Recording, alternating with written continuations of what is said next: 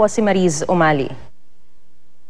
Walang di mo naglalaban-laban sa P4 na ito, mga kaibigan. At wala din siya sa kanila nagpapakita na kahinaan sa kompetisyon. Dahil ang Dahil po kayo, bagay po sa inyo. Bagay po sa inyo. Talaga? Kainam kayo. Ay, kayo talaga. Palabiro pala kayo, ha? O, tikman nyo na lang ito. Ayan. Ikaw rin. At syempre, ikaw. Ayan, enjoy, ha? Ma'am. Napansin kong hindi nyo nagustuhan ang itsura ko noong una kaya nag-ahit ako. Sana lang nagustuhan ninyo ang naging kinalabasan ng itsura ko ngayon. Nagustuhan nyo ba, ma'am? Ha? Kakaiba nga ang dating mo. Sabi ko na nga ba.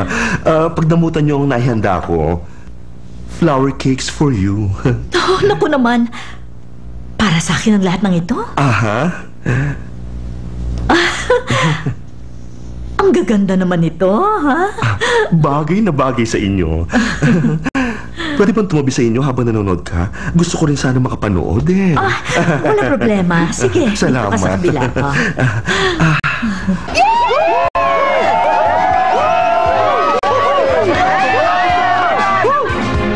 Napakabilis na pangyayari. Parang kasisimula lang natin, Masyado na rin ako nadala sa bilis nila, partner. Ganon sila kadeterminadong manalo. At alam mo, nakakabilib ang lahat ng mga contestant natin, di ba? Oo, at si Mr. Kang pa rin ang nangunguna. Oo nga, pero hindi pa naman tapos ang laban. Dito na ba itong matatapos? Hindi ko pa rin masabi Ewan ko. Ano kaya magiging katapusan nito? Yun nga eh. Ano sa palagay mo? Wala ko talagang ideya. Nakikita mo ba yun, partner? Oo. Napakabilis ng kamay niya. Parang may motor siya sa loob ng braso at kamay niya. Kahit ang mga judge natin ay humahanga sa bilis niya. Nako, tignan mo.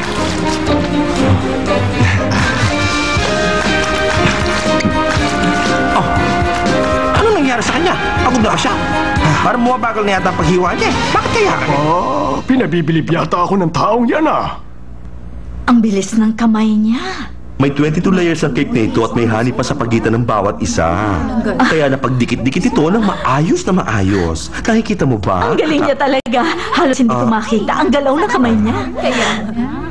Nakikita ko naman eh. Bilis, di ba? Uy!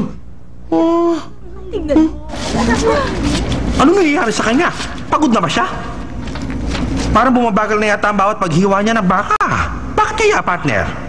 Nakikita ko yun, partner. Hinihingal nga siya. Partner, mukhang pagod na nga siya. Oo nga. Mukhang nahihirapan na siya. Pero bakit ngayon pa? Isa siya sa nangunguna sa kompetisyon eh. Isa pa naman siya sa mga nangunguna, partner. Aba, hindi siya pwede sumuko. Tumigil siya, partner. Ano ba nangyayari sa kanya? Hindi siya basta nagpapahinga lang, oh. Tingnan mo. Ano bang nangyayari? Bakit bigla siyang tumigil?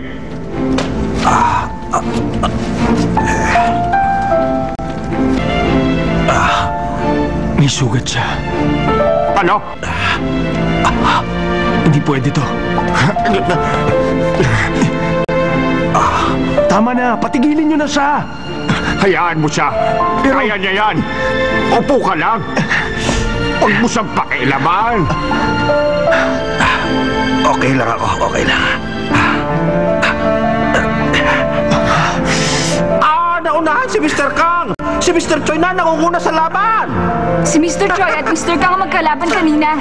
Pero ngayon, si Mr. Choi na at si Mr. Sun ang naglalaban sa number 1. Malapit nang matapos, pero hindi natin malaman kung sino ang nangunguna.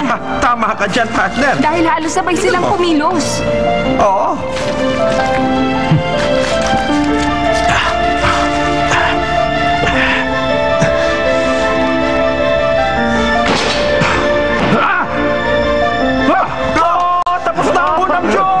Si Mr. Jacobo Choi, siya ang pinakamabilis sa 8 contestant na naghaharap-harap ngayon. 1 hour and 3 minutes at sinusundan siya ng taga-Hanaryong at natapos naman ng 1 hour, 3 minutes at 9 seconds. Kahanga-hanga sila dalawa, partner. Di ba? Oo nga. Ngayon po, napagdesisyonan na kung sino ang panalo sa mga naglaban-laban sa contest. Eto na po. Sandali lang.